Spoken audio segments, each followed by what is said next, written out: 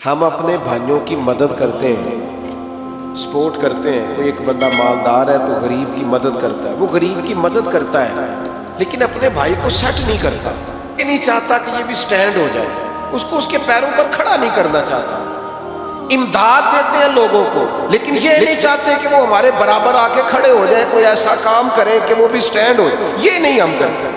مہاجرین اور انصار نے جو ہمیں سبق دیا نا کہ ملک اور ریاست کیسے چلتی ہے، جو مہاجر ہو کے آئے تھے جن کے پاس کچھ نہیں تھا، انصار نے انہیں آدھا آدھا مال دے کے سٹینڈ کر دیا، انہیں کھڑا کر دیا، انہیں کہا اپنے پیروں پہ کھڑے ہو جاؤ، انہیں اپنے کاروباروں میں شریک کیا۔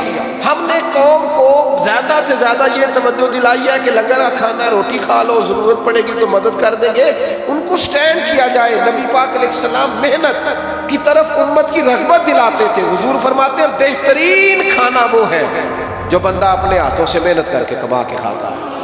حضرت داؤد علیہ السلام محنت کر کے کھایا کرتے، رغبت دلائی۔ نبی پاک علیہ السلام نے حضرت عبد الرحمن ابن عوف رضی اللہ تعالیٰ عنہ کو اور جناب سعد بن ربیع رضی اللہ تعالیٰ عنہ کو بھائی بھائی بنایا، یہ سمجھنے والی بات۔ حضرت سعد بن ربیع رضی اللہ تعالیٰ عنہ نے فوراً جناب عبد الرحمن ابن عوف سے کہا کہ میں آئے آپ کو اپنا مال آدھا تقسیم کر کے دوں۔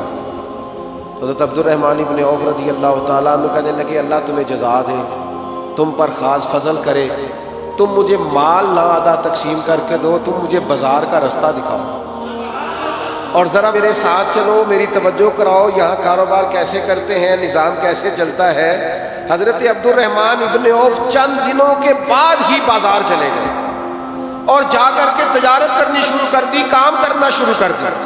او میرے بھائی، نبی پاک علیہ السلام نے بھائی کی مدد کرنے کا کہا ہے، لیکن بھائی، رشتہ دار، دوست ساری زندگی مدد کے سوالی بن جائے تو اپنی دنیا آپ پیدا کر، اگر زندوں میں جد و جہد کریں، کوشش کریں، ہمت کریں، اور میرا رب بڑا ہی کریم ہے، بندہ تھوڑی کوشش کرتا ہے اللہ اس کی زیادہ مدد فرماتا ہے۔